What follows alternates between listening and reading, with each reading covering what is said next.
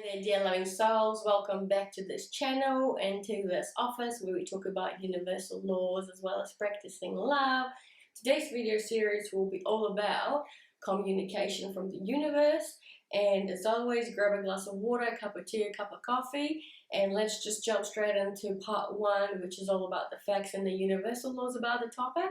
Part two will be quite a fulsome part for this video series. It's all about the practical tips and application of universal laws. A link to that will be down in the description box, and part three will be all about us receiving some lovely messages from the spirit world on the subject matter. Now, it will be quite a fulsome video series given the amount of content I would like to relay here today. So sit back and relax, grab your drink, and let's kick the timer off.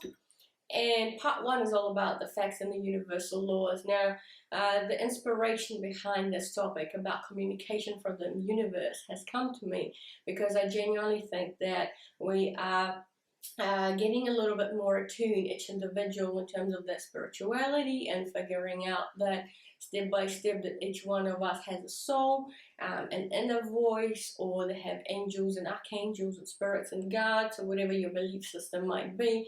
But you are realizing that there is some kind of communication that can occur between yourself and the rest of the universe, effectively, and vice versa. But I'm mindful that not every single individual is able to receive the messages in a clear manner, yet I think everyone actually has the power to receive every single message, because inherently we are all loving souls. We are spiritual beings having a human experience, so we all have the ability and capability to be communicating with the universe and receiving messages back from the universe. So I wanted to share some examples and some practical tips as to what has been helping me and what helps me in terms of being able to actually receive the messages that I'm meant to be receiving, and which are effectively custom made for me. In terms of the universal laws, if we just jump straight into those that are at play on the subject matter of communication with the universe and from the universe, well, it goes inherently to the universal law I've discussed before, which is everything and everyone is made up of matter. Matter is energy, so the whole universe is effectively one massive energy field, and as a result of it, we are all actually connected. All loving souls are connected with one another, even though physically speaking on planet Earth you might not actually see it or hear it, but inherently we're actually all connected. And so as a result of that, because we are this one web of connections, it makes, and we're all inherently energy, we're kind of all united, it makes sense that there has to be some kind of, communication with one another. And if we think about the word communication, well, it is a simple exchange of information, from A to B, or B to A, etc. And what does that mean when you have an exchange of information? Well, that sounds very much like a transformation, right? An exchange is transformation. And we all know, well, if you're watching this channel, if you're subscribed to this channel, that energy inherently can't be created or destroyed. Energy transforms. So the communication itself, the exchange of information, is inherently an energy transfer.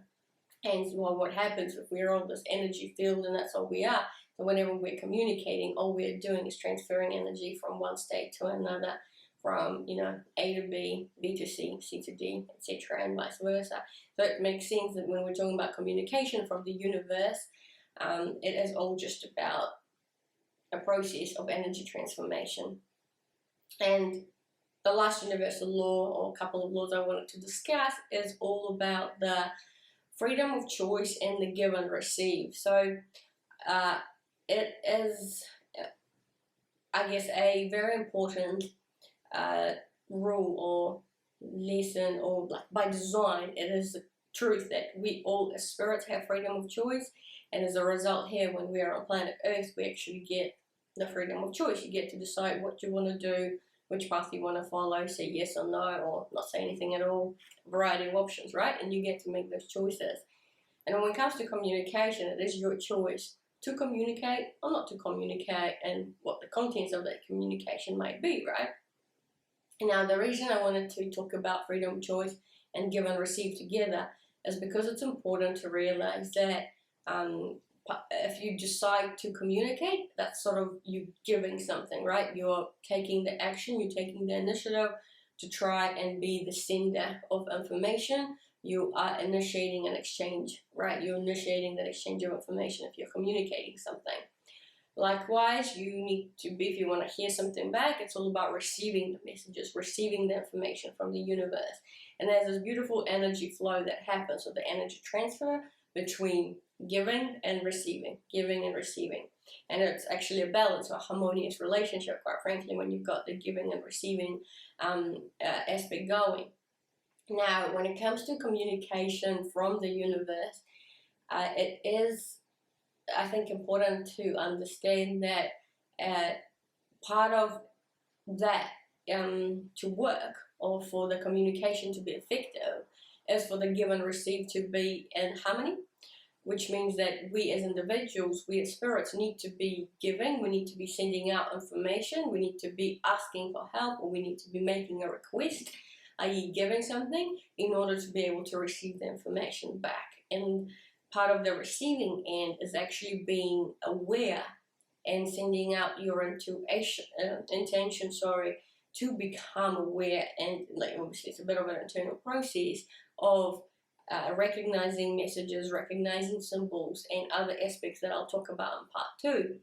But the key part of that, in order to receive adequately and effectively, you need to become aware of the fact that you are in the receiving mode, and you can only be in the receiving mode if you've actually given the request, or asked the question, or asked whatever it might be, in your mind or out loud. And we'll talk about that in part 2 a little bit more.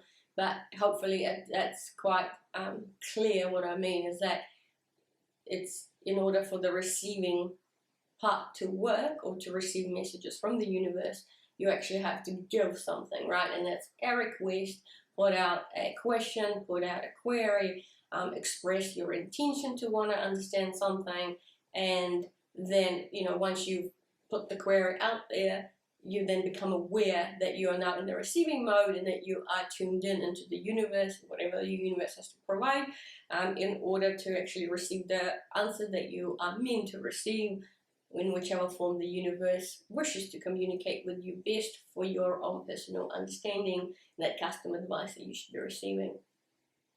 So that's pretty much it that I wanted to touch upon for the universal laws. So just a reminder, universe is all an energy field, and we're all part of that universe. We're all inherently energy. Energy can be created or destroyed. It's all about energy transfer, and communication, which is exchange of information, is all part of it. And it goes in a nice lovely flow, and as part of that flow, it's all about giving and receiving. And obviously us as individuals, human beings, and inherently spirits, we have the freedom of choice to give and or to receive. So the freedom of choice to actually want to do that, or want to give, want to ask, want to send out a question, want to send out a query, as well as freedom of choice to receive, to become aware to receive, and ultimately actually receive the information, the messages back. You have the freedom of choice for that. So on that note, let's jump straight into part 2 of this video series on communication from the universe.